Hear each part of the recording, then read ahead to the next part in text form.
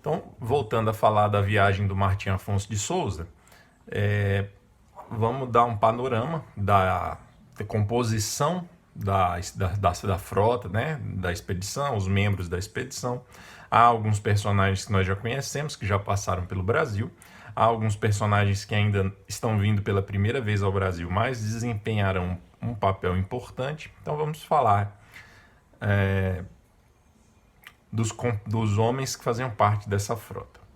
Bem, primeiro, o Martim Afonso de Souza, ele era um descendente do quinto rei de Portugal, Dom Afonso III, que governou lá na segunda metade do século XIII. Mas ele era um descendente por bastardia, ou seja, né, algum parente anterior dele, um ascendente dele, era bastardo do rei Dom Afonso III. Ele era muito amigo do príncipe Dom João, filho do Dom Manuel I, que depois se torna o rei Dom João III, que é o rei de Portugal neste momento da história que nós estamos falando.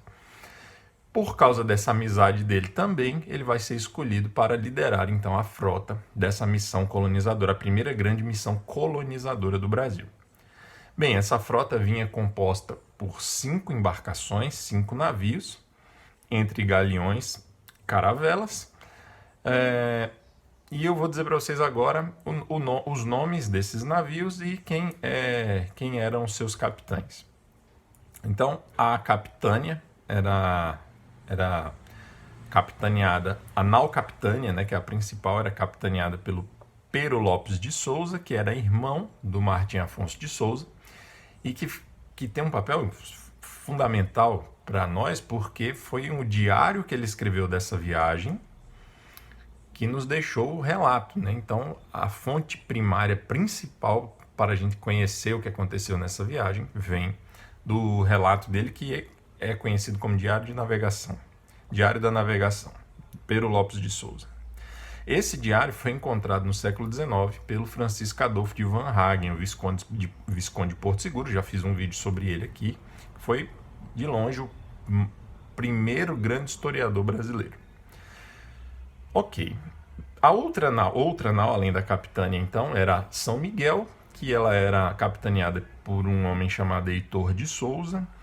A São Vicente era uma terceira, capitaneada por Pero Lobo Pinheiro. Havia 2 caravelas, uma se chamava Rosa e era dirigida pelo Diogo Leite. Já falamos desse Diogo Leite, mais para frente eu menciono. E uma última caravela chamada Princesa, que era governada por Baltazar Gonçalves.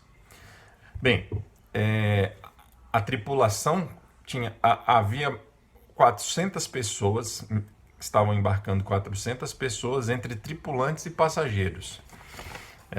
Lembrando que essa expedição traz gente que não é marinheiro, que não é navegador, porque eles vêm para ficar no Brasil. Bem, vamos falar então algumas pessoas importantes aí dessa tripulação, que está navegando nessa missão, nessa expedição para o Brasil e que vão ter algum papel ainda na nossa história. Então, um dos homens que vinha nessa expedição se chamava Pero de Góis, e ele vai ser o futuro donatário da capitania hereditária de São Tomé. Ok? Daqui a pouco a gente vai ver, né? Não vai demorar muito. O rei Dom João III vai criar o sistema das capitanias hereditárias. Uma dessas capitanias vai ficar com o Pero de Góis, que está vindo para o Brasil agora. Além disso, ele vai ser nomeado também futuramente Capitão-Mor da Costa do Brasil. 2 irmãos dele vinham também, Luís e Gabriel de Góis. Havia outros 2 irmãos, Rui e Francisco Pinto. Um tal Domingos Leitão, de quem falaremos ainda mais para frente. Jorge Pires, também falaremos dele. E eu vou pesquisar muito para ver se eu encontro algo sobre o padre Gonçalo Monteiro para falar para vocês sobre algo que ele fez, né? Eu tenho essa preocupação de dar sempre os aspectos religiosos da atuação do clero e tal. Bem, se eu encontrar alguma coisa, eu gravo um vídeo sobre o padre Gonçalo Monteiro, que era um dos padres que vinha nessa expedição. Agora vamos falar de alguns que a gente já falou aqui, e personagens que estão vindo na expedição do Martim Afonso, que já estiveram no Brasil.